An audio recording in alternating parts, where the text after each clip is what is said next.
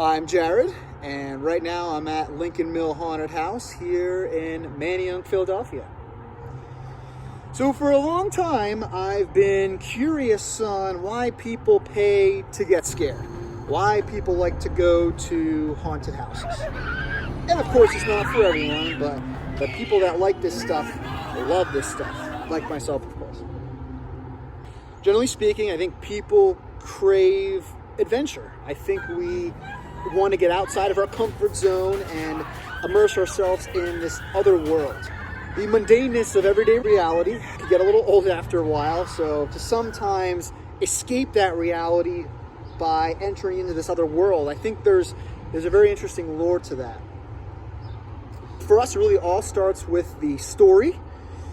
The building itself, Lincoln Mill, I think was built in like 1860. The building does have quite a past. It has survived quite a few floods, especially the recent one in 2021, Hurricane Ida, the one that exposed the hidden chamber in the basement, whereas many bodies were found, and it's believed that many of those old mill workers that used to work here haunt this place.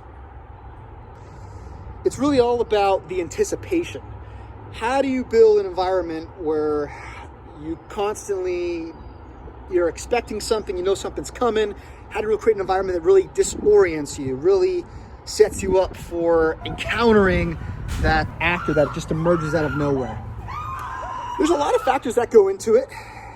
Definitely hitting all the different senses, from the visual, from the smells, from the sounds.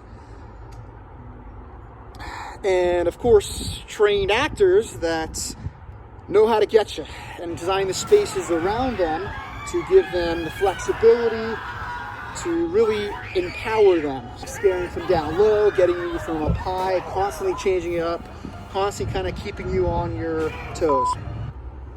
So there's something very interesting that we've observed just after looking at the cameras on a nightly basis.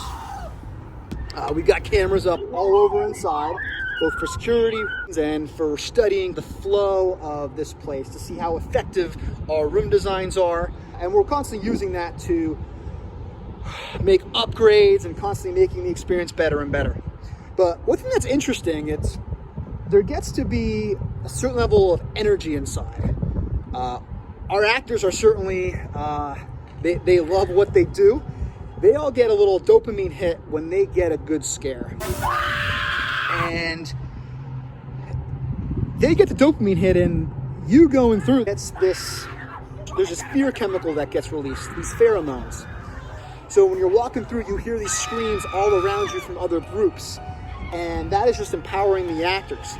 So the actors just keep getting these dopamine hits. And then you have just this collective force of actors all working together inside this building where you're hearing the screams happen all around you. The energy level, it just keeps building. The intensity just keeps rising. And for that, it's really all of these ingredients, all of these factors that allow that to take place. Really kind of getting the energy level high to empower the actors through the lighting, through the sound, just through the disorientation of how these places are designed. So the whole science behind this, the dopamine hit of our actors, the release of pheromones among our guests, it's truly interesting to see. It also gets a little scary. We get scares that are so good, and quite a few guests we see drop to the ground just in terror. We're constantly studying new ways to get new scares. But yeah, we want to escape everyday reality. I think we're craving that adventure. We're craving to kind of get out of our bodies, but always in a safe environment.